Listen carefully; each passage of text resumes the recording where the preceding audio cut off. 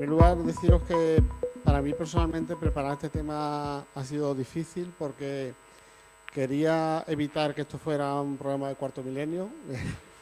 Ya sabéis que la paradoja de Fermi pues da lugar a ello, entonces, bueno, espero satisfacer vuestras expectativas, pero he tratado de que sea bastante científico, ¿vale? Vamos a ver en qué consiste la paradoja de Fermi. Para entender qué es la paradoja de Fermi tenemos que entender un poco el contexto en el que Fermi se plantea esta paradoja. Nos encontramos con que, y ahora lo vamos a ver todo más en detalle, pues gracias a Bessel se había logrado medir la distancia a las estrellas. Bueno, gracias a Bessel y gracias a mucho trabajo de científicos a lo largo de la historia antes. Lo que pasa es que lógicamente no se puede recoger aquí todo, ¿no? Bessel logró medir la distancia a las estrellas. Henrietta Leavitt hizo un trabajo impresionante de documentación de las variables cefeidas, en base al cual logró encontrar que existe una relación entre el periodo en el que las cefeidas cambian de brillo y la intensidad del brillo, ¿vale? Y eso a su vez pues permitió que Hubble, que descubrió algunas de esas estrellas cefeidas en unas nubes, que eran las nubes de Magallanes, que se pensaban en su momento que formaban parte de la Vía Láctea, pues permitió, gracias a esa información que ya se tenía, determinar que no se encontraban dentro de la Vía Láctea. Y eso resolvió pues un debate que había entre los astrónomos de principio del siglo XX, ¿vale? Que son, digamos, dos grandes astrónomos, que eran Shapley y Curtis, que estaban debatiendo si el universo, si todo el universo era la Vía Láctea, o que era la posición de Shapley, o si había, digamos, otra galaxia como la Vía Láctea, ¿vale? Bueno, pues gracias a esa cadena de acontecimientos y gracias al trabajo previo de Bessel, de Henrietta Leavitt y de Hubble, pues se logró medir que había, o sea, que había cefeidas en otras galaxias y que efectivamente estaban fuera de la Vía Láctea, es decir, el universo era muchísimo más grande de lo que se pensaba. Estamos hablando de los años 20 del siglo XX, es decir, no hace ni 100 años, ¿vale? Con todo ese debate previo a nivel astronómico y teniendo en cuenta que Enrico Fermi estuvo involucrado en el proyecto Manhattan, que se desarrolló a raíz de la Segunda Guerra Mundial, que os quiero recordar que se estima que tuvo entre 50 y 70 millones de víctimas humanas, ¿vale? Enrico Fermi, que trabajó en el proyecto Manhattan, fue el responsable de la creación del primer reactor de fisión, ¿vale? Y gracias también a, digamos, a un estudio teórico que hizo Frank Drake en relación al número posible de civilizaciones avanzadas que pudiera haber en la galaxia y en el universo, pues se llegó a plantear la paradoja. ¿En qué consiste la paradoja de Fermi? Pues al final, con todo este contexto histórico, pues Fermi lo que dijo es, porque además la ecuación de Drake pues daba, digamos, una probabilidad muy alta de que existieran otras civilizaciones. Pues se planteó, dijo, bueno, pues ¿dónde está todo el mundo? Es decir, si hay tantas civilizaciones, tantos posibles seres inteligentes en el universo, ¿dónde están? ¿Por qué no sabemos de ellos? Y entonces su conclusión, dado que había trabajado en el proyecto Manhattan, es que las civilizaciones terminan desarrollando armas con las que se autodestruyen, ¿vale? Entonces, esa fue la paradoja, ¿no? Que ahora ya empezaremos a desgranar, pero digamos lo que le llevó a Fermi pues a plantearse, oye, ¿dónde están todos? Si se supone que hay tantas civilizaciones, pues la respuesta es que las civilizaciones al final se autodestruyen. Bueno, pues viendo con más detalle toda esta evolución histórica, vamos a empezar por Bessel, ¿vale? Que fue el primero que consiguió medir la distancia de una estrella, ¿vale? Que fue la estrella la 61 Cygni, ¿vale? En la constelación del Cisne, ¿vale? ¿En qué consiste la paralaje? La paralaje consiste en un efecto óptico, es decir, una estrella que está relativamente cerca del sistema solar, la vemos debido al movimiento de rotación que hace la Tierra alrededor del Sol, vemos que respecto de estrellas que están más lejos, parece que se mueve, ¿vale? Nos da esa impresión, ese efecto óptico, parece que se mueve respecto del fondo. Si nosotros medimos ese ángulo, ¿vale? Cuando la Tierra está en un extremo de la órbita y cuando está en el contrario, ¿vale? Lo tenemos aquí, medimos ese ángulo. Bueno, pues por simple trigonometría, si sabemos la distancia de la Tierra al Sol, podemos determinar, o sea, midiendo la mitad de ese ángulo, pues la distancia a la estrella, ¿vale? Al final es trigonometría. Y pues consiguió medir esa distancia, digamos, fue un paso. Pero, ¿cómo sabíamos, o sea, cómo sabíamos previamente la distancia de la Tierra al Sol? Bueno, pues aquí ya nos tenemos que retrotraer a los griegos, que tenían una imaginación y un dominio de la trigonometría que era impresionante. A ver si algún día damos un cielo del mes específico sobre la astronomía griega. Lógicamente estos métodos griegos fueron perfeccionados, ¿no? A lo largo de los siglos hasta llegar a Bessel, pero sirven para verlo de forma muy intuitiva. Bueno, pues para, digamos, llegar a conocer la distancia de la Tierra al Sol, lo primero tenemos que ir por fase. Lo primero que tenemos que saber es cuál es el radio de la Tierra. Después tenemos que saber cuál es la distancia de la Tierra al Sol, a la Luna, y gracias a eso podremos averiguar la distancia de la Tierra al Sol. ¿Y eso cómo lo sabemos? Bueno, pues Eratóstenes, ¿vale?, sabía que en la ciudad de Siena, en Egipto, que hoy es la ciudad de Asuán, ¿vale?, exactamente en el solsticio de verano, había, bueno, pues los egipcios tenían obeliscos, pues los obeliscos no daban sombra. Es decir, en esa ciudad justo el sol está justo en la vertical de los obeliscos. Sin embargo, 800 kilómetros más alejado, ¿vale? No he puesto aquí la ciudad, en Alejandría, ¿vale? Sí que se producía una sombra. Era una sombra, ¿vale?, que nos daba un ángulo de unos 7 grados, ¿vale? Bueno, pues por trigonometría, los griegos sabían que cuando conocemos la longitud de arco y el ángulo en radianes, podemos obtener el radio. La longitud de arco la tenía, porque era la distancia de Asuán a Alejandría, ¿vale?, que eran unos 800 kilómetros. Y el ángulo lo había medido. Era el ángulo que le da la sombra del obelisco en Alejandría, ¿vale?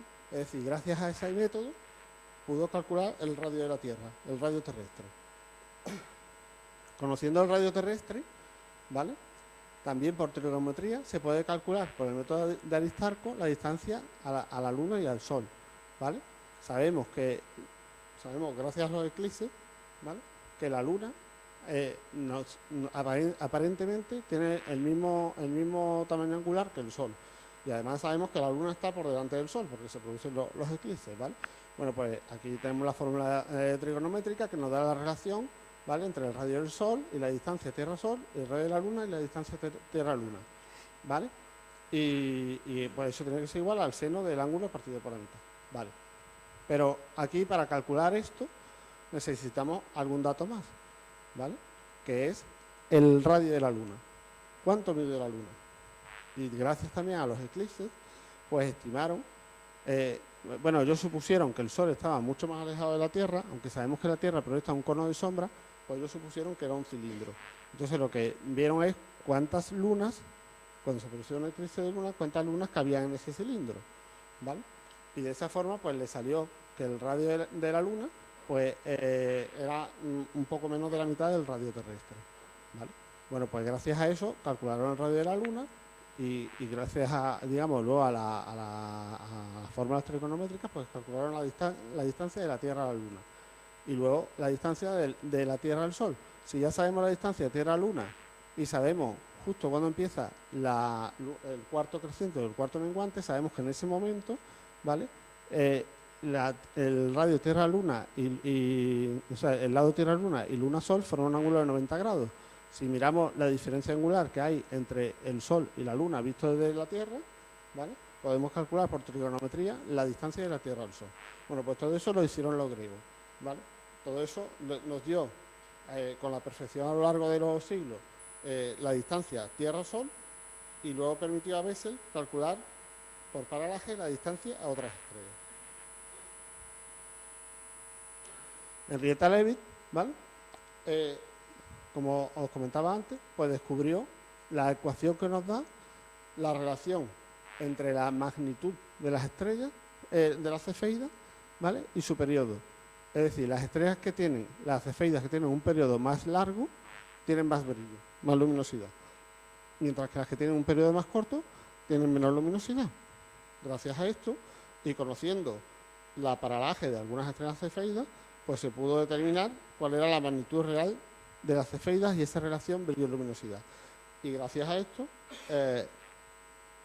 ¿vale? Hubble pudo medir que efectivamente algunas cefeidas que veía en esas nubes de Magallanes estaban fuera de la Vía Láctea, ¿vale? Bueno, pues como os comentaba, todo esto se añadió a ese debate que había entre Carty y Shapley, ¿vale? Bueno, que estaban debatiendo sobre si todo el universo comprendía la Vía Láctea o iba más allá. Al final, pues gracias a estos descubrimientos, pues se dieron cuenta, y ya os digo que estamos hablando de precisamente en los años 20, o sea, en 1920, ¿vale? Hasta ese momento se pensaba que todo el universo era la Vía Láctea, ¿vale? Pues gracias a esto bueno, se llegó a comprender que la Vía Láctea no era lo único, sino que esas otras nubes que veíamos que estaban más alejadas, pues no formaban parte de la Vía Láctea y eran otras galaxias. Y todo esto, pues Frank Drake, que es un astrónomo más reciente, ¿vale? En el año 1961 hizo un análisis estadístico, ¿vale? Estamos hablando de, ahora lo presentaremos, estamos hablando de un análisis teórico, estadístico, de cuántas civilizaciones podrían existir en el universo, ¿vale? Todo esto, como he comentado antes, ayudó a Fermi, que como hemos visto, pues estuvo trabajando en el proyecto Manhattan y dirigió la construcción de la primera pila nuclear, ¿vale? Y logrando la primera reacción nuclear en cadena, pues le llegó a Fermi con todo este debate que venía de la astronomía por un lado, y el debate que venía de, bueno, de lo que era la ecuación de Drake, y su experiencia en el proyecto de Manhattan, en la Guerra Mundial, etcétera, pues a plantearse esa paradoja y esa explicación a por qué no se escuchaba nada de otras posibles civilizaciones. Entonces, lo que yo os propongo ahora, ¿vale?, conociendo ese contexto histórico, es que hagamos un pequeño ejercicio. Y nos imaginamos que tenemos un universo muy sencillo. Un universo que solamente va a tener espacio-tiempo, evidentemente, lo necesitamos, y vamos a tener ladrillo y cemento, ¿vale?, para pegar los ladrillos. Entonces nos podemos plantear, ¿en ese universo se podrían hacer cosas complejas o no? Bueno, pues vemos que sí. Vemos que podemos construir paredes, ¿vale? Y las paredes, pues a lo mejor heredan propiedades de los ladrillos, porque al final el ladrillo nos permite dividir una zona de otra. Si las apilamos mucho, pues con más razón podemos dividir un espacio de otro. O podemos hacer espacios cerrados. Perdón. ¿Vale? Podemos hacer espacios cerrados. Pero bueno, imaginémonos que además podríamos construir cadenas, por ejemplo, ¿no? Podemos hacer como un espacio cerrado que enganche con otro. Pues fijaos, sacamos una propiedad nueva que no existía. Los ladrillos por sí mismos, por sí solos, no pueden construir cadenas. Pero, oye, vamos teniendo cada vez un universo más complejo y hacemos cosas más complejas. Y aquí, por ejemplo, tenemos una propiedad que no existía en esos elementos individuales, no existía la propiedad para hacer cadenas. Y de esta forma podemos hacer cadenas. Podemos llegar a hacer, no sé muy bien, pues un castillo, ¿no? Podemos hacer cosas muy complejas. ¿Cuál es la conclusión de todo esto? Que con elementos muy básicos podemos construir nuevas estructuras que tienen nuevas propiedades diferentes a las de los elementos, a esos elementos básicos. Y si ya nos vamos a lo que es nuestro universo, resulta que tenemos no solo ladrillo, espacio-tiempo y pegamento para los ladrillos, tenemos muchos más elementos básicos, ¿vale? Tenemos los quarks, los leptones y los bosones. En este esquema nos faltaría el bosón de Higgs, que se ha descubierto más recientemente, ¿vale? Y bueno, pues tenemos aquí arriba los quarks, los leptones, y en el centro los bosones. Es una representación. Al final lo que queremos decir es que todo esto son partículas subatómicas que estamos empezando a conocer y que son constitutivas de los átomos que conocemos. Los átomos que forman la tabla periódica, es decir, de partículas muy elementales, como con los ladrillos, vamos cada vez teniendo estructuras más complejas, ¿vale? Aquí tenemos una representación de la tabla periódica, pero además a mí me gusta mucho porque aquí lo que podemos ver es de qué tipo de estrellas o elementos del universo han fabricado esas componentes de la tabla periódica, ¿vale? Por ejemplo, los que están en amarillo, ¿vale?, vienen de estrellas con poca masa, como el Sol, ¿vale? Los que tenemos en azul vienen directamente del Big Bang, ¿vale? En rosa, los que se producen por fisión debido a los rayos cósmicos, ¿vale? En verde, los que vienen de explosiones de estrellas masivas, ¿vale? En este celestito, los que vienen de explosiones de enanas blancas, ¿vale? Bueno, pues en las estrellas, en las reacciones nucleares que se producen en las estrellas, se van formando los distintos elementos de la tabla periódica. Y luego cuando se producen además pues explosiones, se liberan grandes cantidades de energía, se pueden producir además elementos adicionales, ¿vale? Pues, por ejemplo, pues como estamos viendo aquí, ¿no? Por fusiones o fisiones.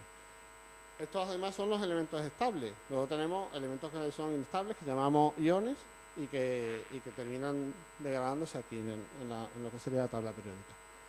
Es decir, de partículas elementales ya hemos llegado a los átomos que conocemos, y de los átomos llegamos a las moléculas. Tenemos las moléculas simples y las orgánicas. Se han encontrado moléculas orgánicas en cometas. Se han encontrado moléculas orgánicas en nubes, en nebulosas, ¿vale? Es decir, al final, nosotros lo que tenemos es un universo enorme que con elementos básicos cada vez va siendo más complejo y da oportunidad a que se produzcan moléculas más complejas. Y al final, bueno, al menos en un sitio que sepamos, pues tenemos la vida, ¿vale? Hemos llegado a la vida. ¿Y eso es muy difícil? Pues no es muy difícil. En 1953, estos dos científicos, Miller y Urey, hicieron un experimento para ver lo difícil que podía llegar a ser obtener moléculas orgánicas a partir de moléculas inorgánicas. ¿Y qué hicieron? Bueno, pues hicieron un circuito cerrado, ¿vale? Tenían una fuente de calor, ¿vale? Y introducían metano, amoníaco e hidrógeno, ¿vale? Aparte de agua. Aquí tenían el agua, la calentaban, cuando el agua se evaporaba le añadían los gases. Luego lo ponían en una burbuja donde le daban sacudidas eléctricas con electrodos, ¿vale? Y luego hacían una etapa de enfriamiento, se obtenía, digamos, el líquido resultante, y por aquí pues tomaban la muestra. ¿Y qué se encontraron? Pues que se encontraron que se habían formado moléculas orgánicas, aminoácidos, azúcares y ácidos nucleicos, ¿vale? Es decir, ellos simularon lo que digamos de esta forma se pensaba que era la atmósfera primitiva de la Tierra, la Tierra en sus orígenes, y vieron, oye, que no era tan difícil que de moléculas inorgánicas surgieran moléculas orgánicas. Es decir, no debe de extrañarnos que en el universo pues haya moléculas orgánicas, ¿vale? Es decir, pues lo que estábamos diciendo, tenemos las partículas elementales, tenemos las leyes físicas, el espacio, es decir, tenemos una infinidad de materia, infinidad de espacio y infinidad de tiempo que no somos capaces ni siquiera de concebir, aunque digamos, no, el universo tiene 13.800 millones de años. ¿Alguien se puede imaginar cuánto es 13.800 millones de años? Es una burrada, ¿no? Es decir, puede darse la vida. Sabemos que puede darse, aquí se ha dado. ¿Podría darse la vida en otros sitios del universo? Bueno, ojo, que digamos, hayamos visto que se pueden producir moléculas orgánicas y que incluso pudiera llegarse a producirse la vida, no quiere decir que esa vida se haga consciente. Aquí ha sucedido, pero aquí ha sucedido en este momento. Durante muchos miles de años, pues aquí había vida, eran animales y ya está. No era una vida consciente, una vida tecnológica. Vale, bueno, pues digamos esto es lo que se planteó Fermi, ¿no? Ahora vamos a ver la ecuación original de Drake, que lo que mostraba en ese planteamiento estadístico en esa ecuación original, es que había mucha probabilidad de que hubiera civilizaciones inteligentes y tecnológicas en el universo, ¿vale? Y Fermi pues se planteó, bueno, si eso es así, ¿por qué no sabemos nada de esas? Vamos a ver qué ocurre. En nuestra noche, ¿vale? En las noches nos vamos al campo, más o menos, solo hablando de estrellas, ¿vale? Podemos ver nebulosas, podemos ver Andrómeda, por ejemplo, que es una galaxia que está fuera de la Vía Láctea, ¿vale? Pero si hablamos de estrellas, ¿vale? Podemos ver a simple vista unas 2.500 estrellas. Y casi todas ellas están a menos de 1.000 años de la Tierra. Es decir, lo que veríamos es solamente un 1% del diámetro de la Vía Láctea, ¿vale? Ese circulito rojo sería el cielo nocturno, ¿vale? Es decir, vamos a hacer una idea de lo grande que es el universo, ¿vale? Y de, bueno, si existen realmente muchas probabilidades o no de que haya más vida inteligente. Hay que tener en cuenta varias cosas. Para empezar, tenemos mucha suerte. Vivimos en una zona habitable de la galaxia. ¿Qué significa eso? Significa que, bueno, en el centro, ¿vale? Parece bastante lógico en el centro galáctico que sea difícil que se dé la vida, porque en el centro galáctico es donde están los agujeros negros, principalmente el agujero negro Sagitario A, que es el que está en el centro de nuestra Vía Láctea, que es el que mantiene gravitatoriamente unida a la galaxia, ¿vale? Y hay pues unas liberaciones de energía y digamos, demasiado incompatible con la vida, ¿vale? Destrozaría esas moléculas orgánicas, esas liberaciones de energía, pues las destrozaría. En el... sí, perdón, me arrimo más el micrófono, perdón. Vale, estaba comentando que en el centro de la galaxia es muy difícil, ¿vale? Que se puedan mantener estables las moléculas orgánicas, porque hay una gran liberación de energía debido al agujero negro que mantiene gravitatoriamente unida la galaxia, ¿vale? En el exterior, en el borde exterior, se estima que hay, se ha calculado que hay una baja metalicidad, que eso lo que conllevaría es a que no se pudieran formar planetas terrestres, ¿vale? Pero bueno, eso es una estimación, realmente no se ha podido comprobar. Pero sí quiero traeros aquí un artículo de hace 2 días, es decir, hoy estamos a día 1, este artículo es del día 27 de febrero, de hace 2 días, de la revista Astronomía, en el que usando la CanariCam, que es una cámara de infrarrojo del Gran Telescopio de Canarias, que está en la isla de Palma, aquí en España, se ha sacado una imagen del núcleo de nuestra galaxia, ¿vale?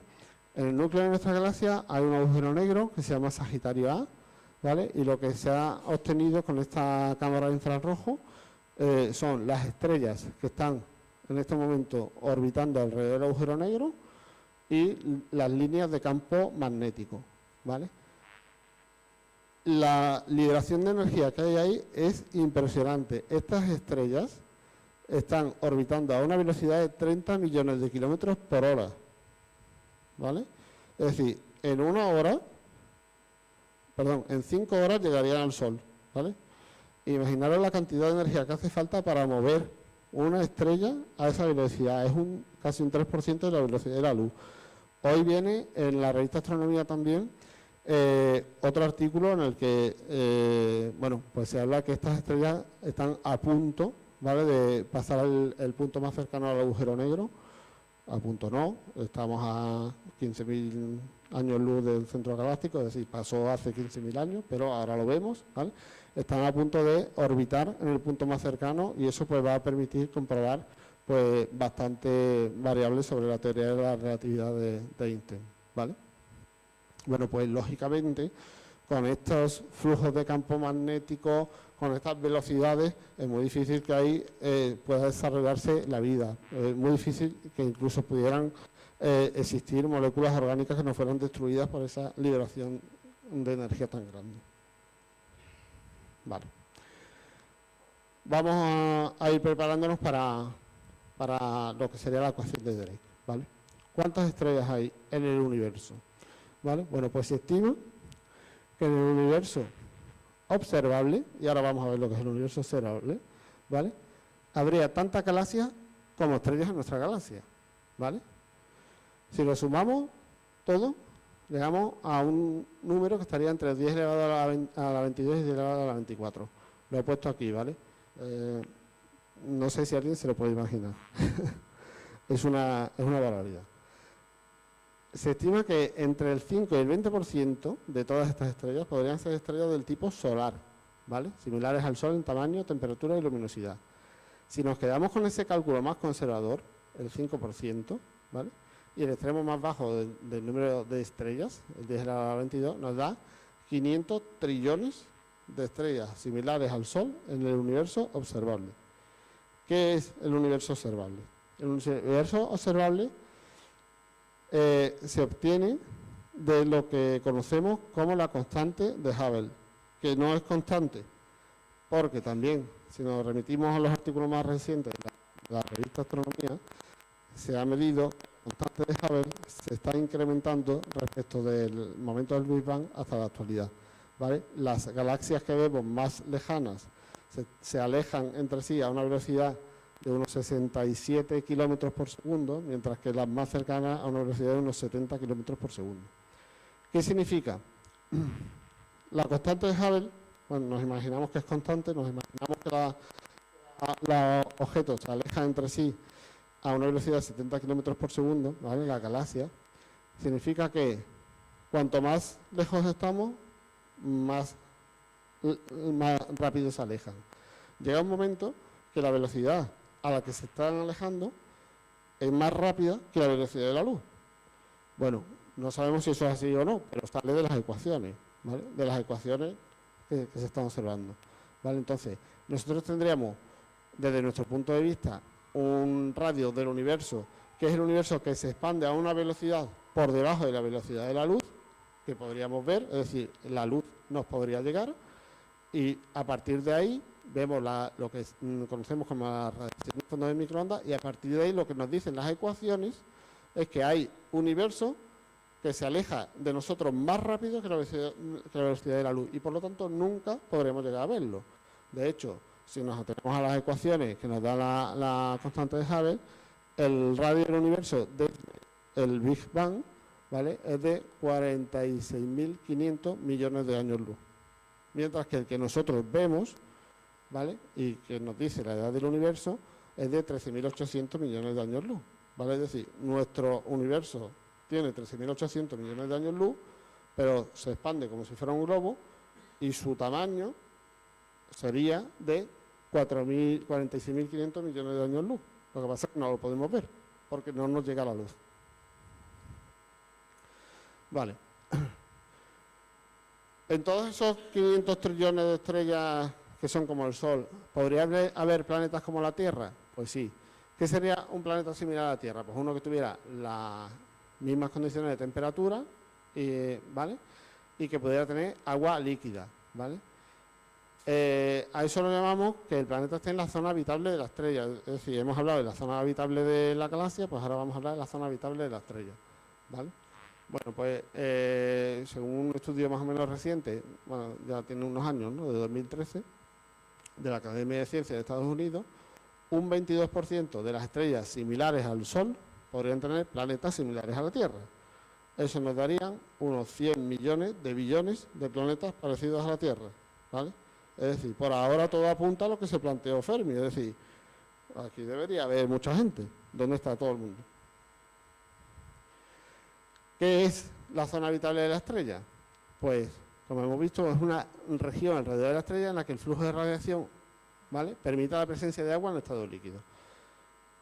Evidentemente, la zona habitable de la estrella no es la misma para todas las estrellas. Por ejemplo, en Próxima Centauri, que es una enana roja, emite menos radiación, por lo tanto su zona de habitabilidad está más cerca de la estrella que en el Sol, ¿vale? En una estrella que emita más cantidad de energía, la zona habitable estará más alejada de esa estrella que la nuestra, ¿vale? Bueno, pues aquí hay una serie de ecuaciones. Para que el agua esté en estado líquido, pues tiene que haber una presión atmosférica superior a 6,1 milibares, ¿vale? Bueno, pues dependiendo de la masa del planeta, de la temperatura que llegue, etcétera. Aquí quiero hacer un inciso. ¿La vida puede darse solo en la zona habitable de la estrella? No.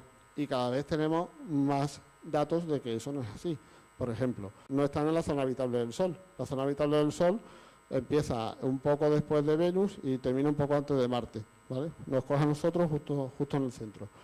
Pero más allá, o sea, más cerca del Sol hay demasiada radiación y más lejos del Sol demasiada poca. Sin embargo, las fuerzas de marea que provocan los gigantes gaseosos en sus lunas, pues hacen que allí puedan darse condiciones de calor y temperatura en base a las cuales pueda haber agua líquida, ¿vale?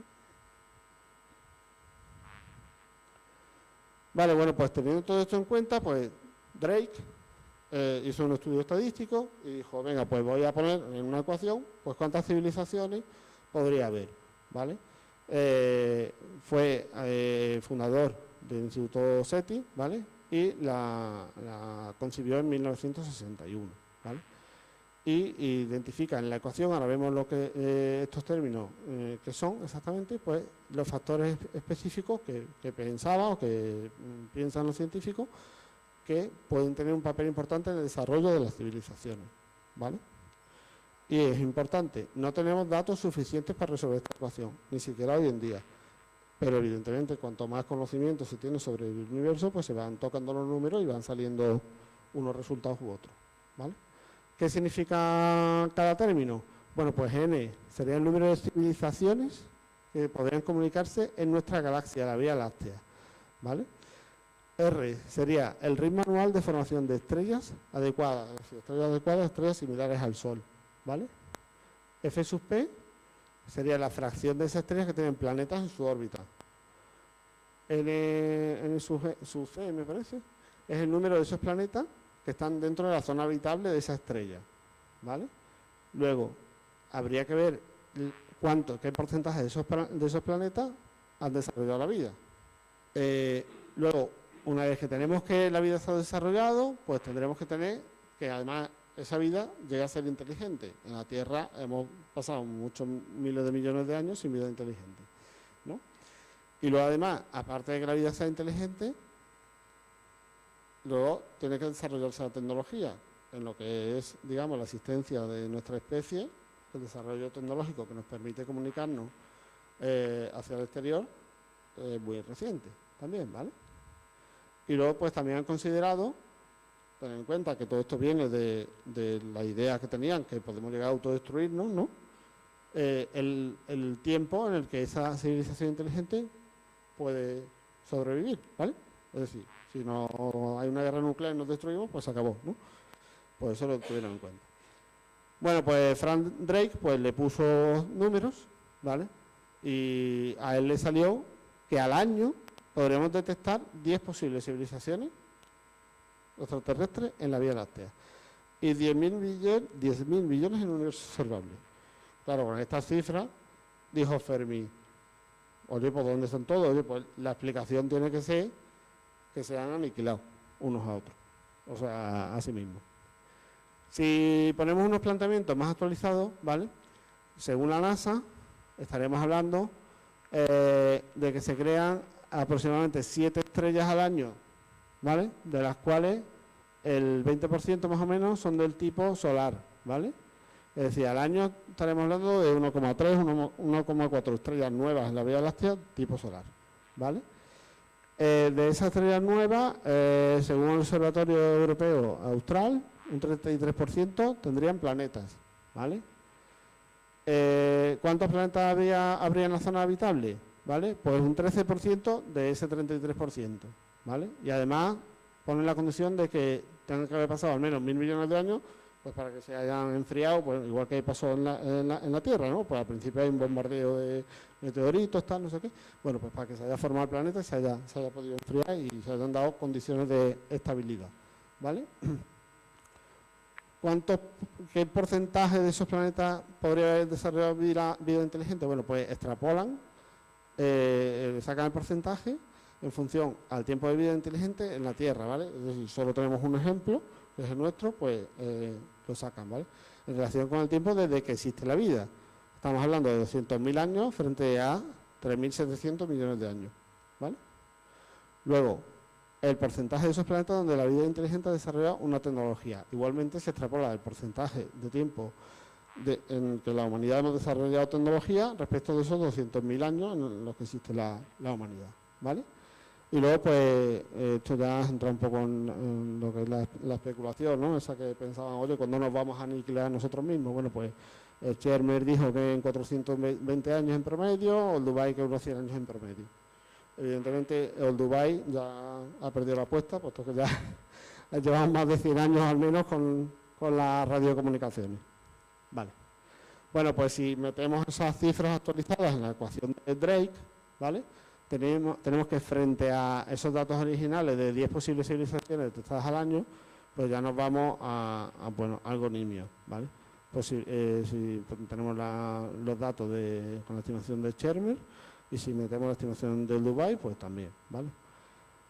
Estaríamos hablando de, en todo el universo observable, en un caso, 4.975 civilizaciones y 282. Lógicamente, todo esto sí es del cuarto milenio, quiero decir.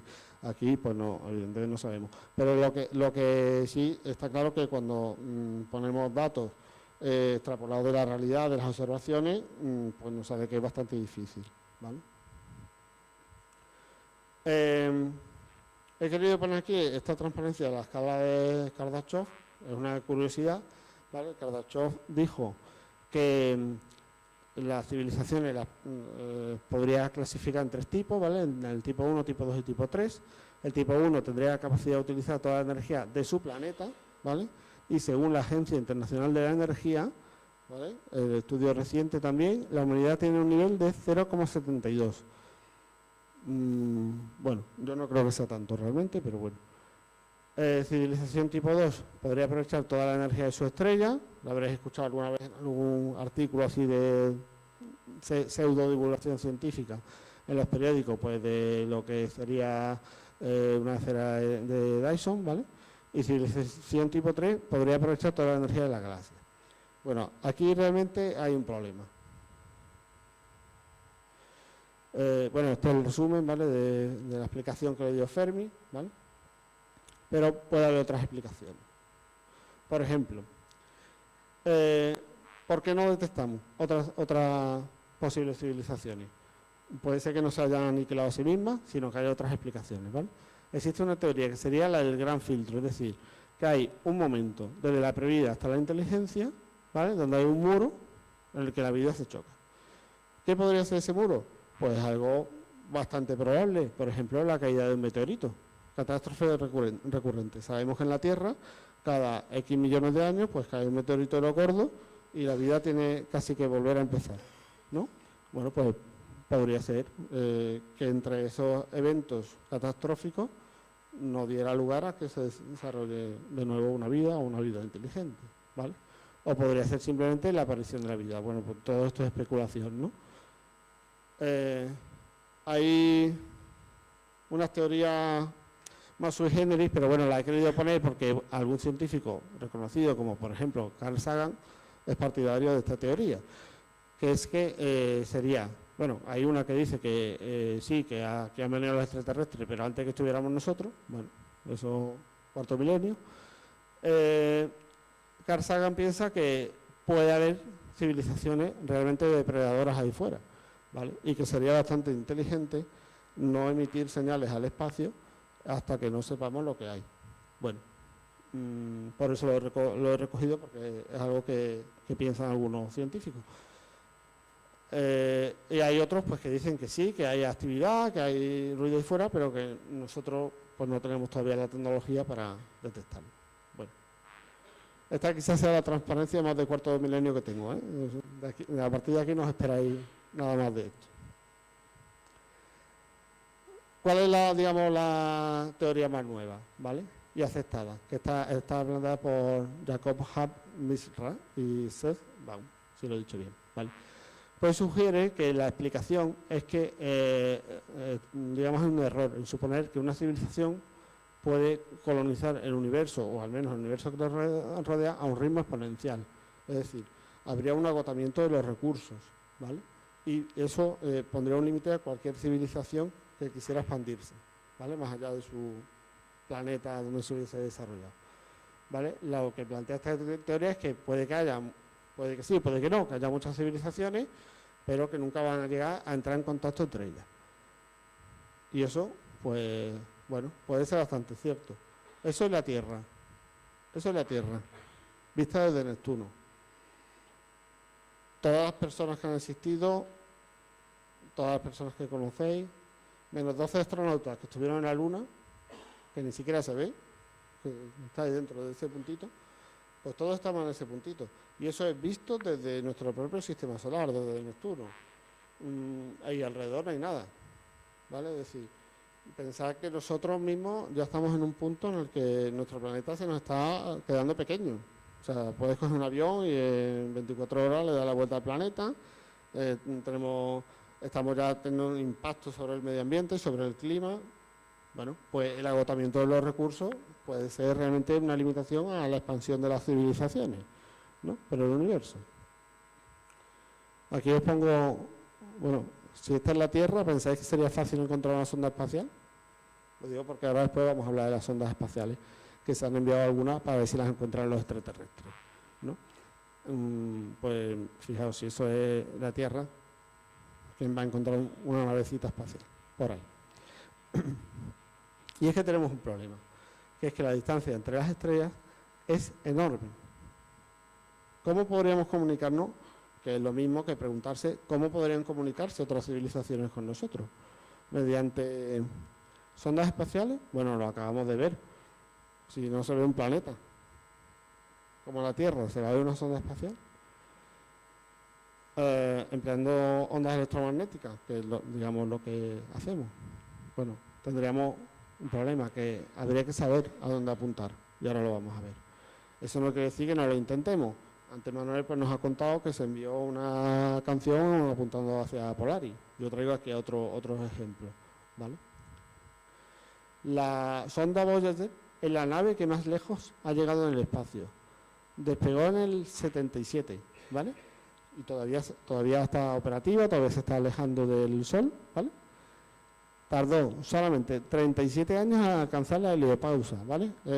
La heliopausa es donde acaba el viento solar, que no es donde acaba el sistema solar. El sistema solar sigue más allá, porque más allá tenemos la nube de Oort y tenemos, digamos, mucha más distancia, ¿vale? La heliopausa es donde acaba el viento solar. Esto se midió, llegó a la heliopausa, pues está puesto por aquí en 2012, creo que es, ¿vale? En agosto de 2012, bueno, pues estaba midiendo el número de electrones, sí, creo que eran electrones por volumen, ¿vale? Y cayó drásticamente, ¿vale? El número de partículas cargadas por volumen. Quiere decir que aquí se acabó el viento solar, ¿vale? Tardó 37 años en llegar a donde termina el viento solar. Y va muy rápido, va a 17 kilómetros por segundo, ¿eh?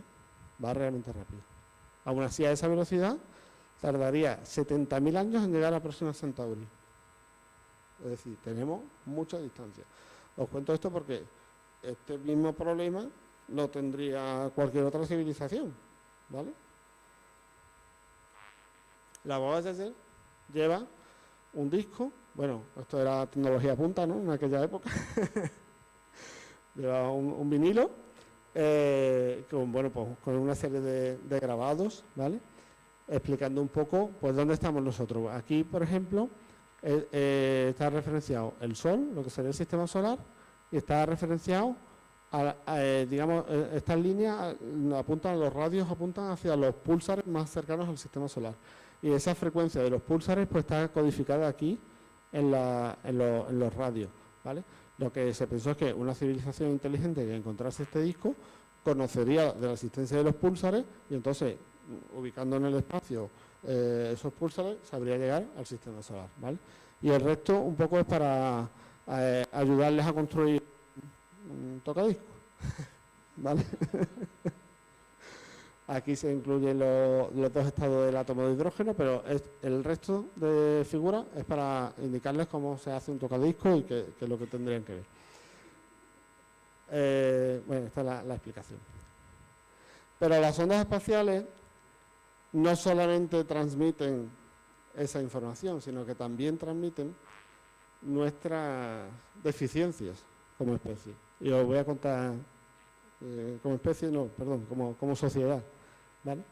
En la Pioneer 10 está, también lleva una placa, ¿vale? Igual, con el sistema solar referenciado los púlsares, luego lleva los dos estados del átomo de hidrógeno, lleva además lo que sería la trayectoria que sigue la Pioneer, de forma que si alguien es capaz de encontrar el sistema solar en base a los púlsares, luego es capaz de encontrar el planeta Tierra, que es el tercero respecto del Sol, siguiendo la trayectoria que siguió la nave, ¿vale? Y se representa la nave, la Pioneer, con dos figuras humanas, un hombre y una mujer, a escala, ¿vale? Bueno, pues, leyendo para la presentación sobre este tema, me resultó muy curioso, porque se transmite, digamos, os decía, nuestras deficiencias culturales, porque esta placa fue diseñada por Carl Sagan y Frank Drake, y por temor a la Iglesia no se dibujó la vulva en la mujer. Decidieron dibujar solo el monte de Venus y decidieron no dibujar la vulva porque temían que la Iglesia pues les pudiera echar el boceto para atrás. Es decir, aún así, en el mensaje que enviamos hacia afuera, pues van nuestras deficiencias culturales, en definitiva.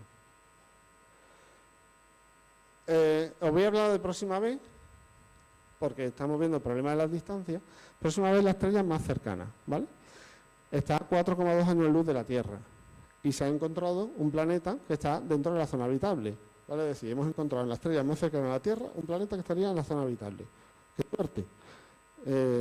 Vamos a ver cómo se ha encontrado. Pues el planeta no se ve. Ya habéis visto cómo se ve la Tierra desde Neptuno. Es que no se ve. ¿Cómo se encuentran los planetas? Cuando veis en las noticias que se han encontrado en esos planetas, bueno, hay distintas técnicas. En este caso, lo que se ha usado es el método de velocidad radial, que quiere decir que cuando el planeta está orbitando alrededor de la estrella, cuando se acerca, la gravedad del planeta tira de la estrella hacia nosotros y produce una ligera variación del color de la estrella hacia el azul, ¿vale? Cuando el planeta termina su órbita y se va alejando, la estrella recupera su posición o va siguiendo al planeta. Ya os digo que es algo mínimo, o sea, que va a tirar un planeta de una estrella, bueno, algo mínimo, ¿vale? Y el espectro de la estrella pues se va hacia el rojo, ¿vale? Bueno, pues esto está contrastado y se sabe que es un planeta con una probabilidad de error de 1 entre 10 millones, ¿vale? Como se ha descubierto que ahí hay un planeta, pues hay algunos científicos, por ejemplo, Stephen Hawking y también el JPL, ¿vale? El Jet Propulsion Laboratory de Estados Unidos, ¿vale? Que han diseñado una propuesta conceptual para ver cómo podemos llegar a esa estrella. Bueno, pues se han inventado que podemos crear una nanonave espacial con velas solares que podremos empujar con láseres de la Tierra. O sea, lo que os estoy contando, sí, es tecnología que existe, pero es medio de ciencia ficción. O sea, tendríamos que poner baterías de láseres en órbita, apuntar a una nanonave y tal. Imaginaros de lo que estamos hablando, de muchos años de desarrollo tecnológico. Y han calculado que podría alcanzar el 10% de la velocidad de la luz, ¿vale? 30.000 kilómetros por segundo. Pues aún así tardaría 40 años en llegar y cuando llegase, si no se ha estropeado por el camino, haría la foto de lo que tuviera que hacer y esa señal tardaría 4 años en llegarnos a la Tierra, ¿vale? Es decir, estamos hablando de que el universo es realmente grande, no nos hacemos una idea de lo grande que es. Vale. ¿Qué otra forma tenemos?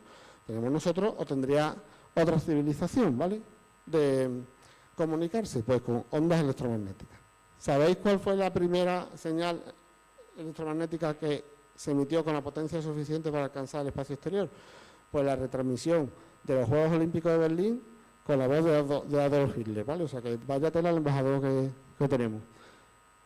Fue en el 36, ¿vale? Quiere decir que esa señal lleva viajando por el espacio 82 años, ¿vale? Como las ondas electromagnéticas en el vacío van a la velocidad de la luz, quiere decir que ha llegado a 82 años luz. ¿Y eso cuánto es? Bueno, pues si nuestra galaxia tiene un volumen aproximado de 6,5 billones de años luz cúbicos, la señal ha alcanzado el 0,0000332 tal por ciento del volumen, ¿vale? Y un número más pequeño todavía de estrellas. Quiere decir que fuera de eso nadie sabe que existimos, ¿vale? Ese mismo problema no tendría otra civilización para comunicarse con nosotros, ¿vale? Esa señal es la que define la esfera de comunicaciones humanas fuera de la cual estamos en silencio. ¿Realmente es así? No, es menos todavía. ¿Por qué? Porque tenemos que pensar, aquí hablo un poco de lo mío, porque yo soy ingeniero de telecomunicaciones, en cómo se difunde esa señal, ¿vale? Si pensamos en que tenemos una antena isotrópica, ¿vale? Es decir, que la potencia, la señal se difunde como si fuera una esfera, ¿vale? Pues tendríamos que la potencia recibida es la potencia transmitida entre 4pi r cuadrado, distancia al cuadrado, ¿vale? Es decir, la potencia al cuadrado con la distancia. En telecomunicaciones pues tenemos algunos truquitos. Podemos poner una parabólica y entonces cambiamos para que en vez de ser una esfera, pues sea, pues tenga un haz, ¿no? Hay otras estrellas que son las omnidireccionales. Si nos vamos a la ecuación de Friis para la transmisión de ondas electromagnéticas en el espacio vacío, tenemos que la potencia recibida es la potencia transmitida por la ganancia de la antena transmisora. La ganancia nos la da la forma con la que transmite la antena, ¿vale? La ganancia de la antena receptora, es decir, la antena receptora también tiene una zona volumétrica para recibir la señal, ¿vale? Quiere decir que si tenemos dos antenas directivas y no las tenemos alineadas la una con la otra, no nos enteramos, ¿vale? Que ahí hay nada, ¿vale? Y luego además depende, o sea, está dividido para la distancia al cuadrado y también depende de la frecuencia. La frecuencia es el inverso de la longitud de onda, ¿vale? Os he puesto aquí lo que serían las atenuaciones, ¿vale? En función de la frecuencia. Antes nos comentaba Manuel que la señal de radio que se envió a Polaris con la canción de los Beatles, la enviaron con 18 kilovatios, ¿no? Os comentamos, ¿no? 18 kilovatios, ¿vale? Quiere decir, kilovatios, estamos hablando de 1000, ¿vale? 18.000 vatios. En un segundo, si la antena fuera isotrópica, ¿vale? Nos quedarían 0,18 vatios, ¿vale? En un segundo. Imaginaros lo que se va atenuando. Os he puesto aquí las atenuaciones en decibelios, ¿vale? En un minuto la señal está a 18 millones de kilómetros y en función de la frecuencia con la que hayamos transmitido, ¿vale? A más frecuencia, más atenuación.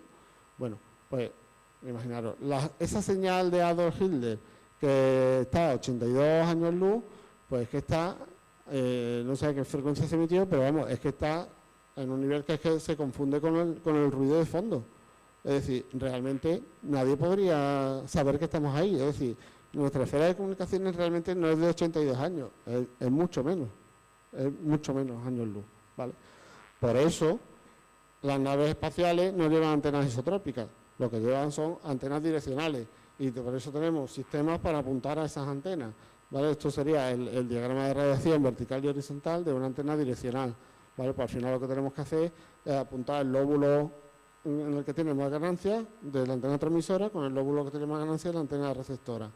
Eso quiere decir que si alguien quisiera comunicarse con nosotros, como va a tener el mismo problema, porque de lo que estamos hablando es de cómo es las propiedades físicas de nuestro espacio, de nuestro universo, tendría que saber dónde estamos.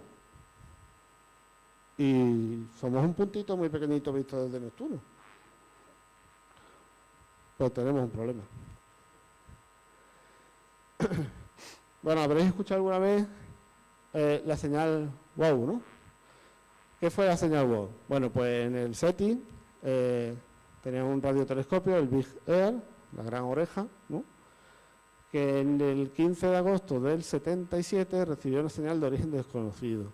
Duró 72 segundos, provenía de la constelación de Sagitario y alcanzó una intensidad 30 veces superior al ruido de fondo, ¿vale? Ruido de fondo, el ruido electromagnético que hay en el espacio en cualquier dirección, ¿vale? ¿Cuál era el procedimiento que se tenía? Bueno, pues la computadora iba registrando ahí un registro de esto de papel continuo, de las impresoras estas que había de papel continuo, las señales, y una serie de días después, pues un señor que estaba allí de voluntario, Jerry Edman, pues descubrió la señal, ¿vale? Lo que vio en el papel continuo pues fue estos números que significaban que se había recibido una señal potente, ¿vale? Hemos dicho 30 veces superior al ruido de fondo, ¿vale? ¿Cómo era la señal? Bueno, pues la señal tuvo esta curva, ¿vale? Si estamos hablando que este es el ruido de fondo, pues la señal tuvo esta forma, ¿vale? Se recibió en un ancho de banda menor a los 10 kHz, ¿vale? Se ha establecido que tenía dos posibles valores de frecuencia, 1420 MHz o 1400, ¿vale? Con una pequeña variación, ¿vale?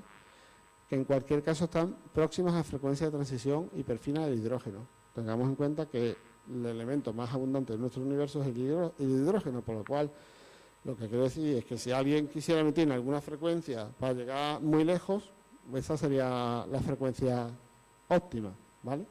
De hecho, está prohibida para la emisión por los tratados internacionales, precisamente por si alguien quiere comunicarse, ¿vale? Bueno, esta señal tiene otras explicaciones, ¿vale? Como, bueno, la explicación del cuarto milenio, ¿vale? Que podría ser un mensaje. La explicación de que pudiera ser una interferencia, ¿vale? Que se produjera en alguna zona cercana al telescopio. Y la más reciente, que parece la más probable también, que fuera pues el reflejo de alguna señal en la nube de hidrógeno que acompaña a un cometa, ¿vale? Cuando los cometas se aproximan al Sol, sus materiales subliman, se libera el gas hidrógeno, ¿vale? Y bueno, pues pudiera ser simplemente un reflejo, ¿vale? Porque posteriormente no se ha encontrado nada. Se ha seguido escaneando esa zona y no se ha encontrado nada, ¿vale? Con lo cual no tiene más explicación. Y aún así, a pesar de que a Carl Sagan no le guste que enviemos señales, bueno, pues envía la canción de los Beatles a Polaris, ¿vale? Y también pues envió el mensaje de Arecibo, ¿vale? Que es un viaje de radio enviado al espacio desde el radiotelescopio de Arecibo el 16 de noviembre del 74, ¿vale? Bueno, si lo dibujamos tendría en un papel, pues tendría esta forma, ¿vale? Tiene 1679 bits y se envió al cúmulo globular M13. ¿Por qué M13? Está a 25.000 años luz, es un cúmulo de estrellas satélites de la Vía Láctea, ¿vale? Es decir, que orbita alrededor de la Vía Láctea, pero está fuera de ella, ¿vale? Y se envió ahí pues simplemente pues porque tiene muchas estrellas. Entonces, lo que se pensó es que había más probabilidad de que si alguien está ahí, pues que lo pueda recibir. Está a 25.000 años luz, quiere decir que llegará dentro de 25.000 años, ¿vale? Seguramente no estemos ya aquí, nosotros. Y bueno, pues tiene su explicación, yo creo que ya sería extenderme demasiado, digamos cada una de las filas, ¿no? Pero bueno, básicamente, pues estos son los números, esta sería la cadena de ADN, aquí hay elementos atómicos, una figura humana a escala, lo que sería el radiotelescopio, ¿vale? Y también el sistema solar, este sería el Sol, estos serían los planetas, ¿vale? La Tierra se ha destacado, bueno, como diciendo yo, que somos nosotros los que hemos enviado el mensaje. Bueno, pues estos son puntitos. Si alguien lo recibe, pues... Vale. Digamos, para terminar, para finalizar, desde un punto de vista científico. Esto es una aproximación teórica. La ecuación de Drake. Bueno, pues para pensar la pregunta, ¿no?, que siempre nos hacemos, ¿estamos solos en el universo? Bueno, pues de momento estamos solos. ¿Qué nos dice la estadística? La estadística nos dice que hay mucha probabilidad de que se den las condiciones para la vida en otras partes del universo. Es posible que no lleguemos a conocerlo, porque la distancia del universo es muy grande y nos impone unas limitaciones que son difícilmente salvables. Espero que os haya gustado.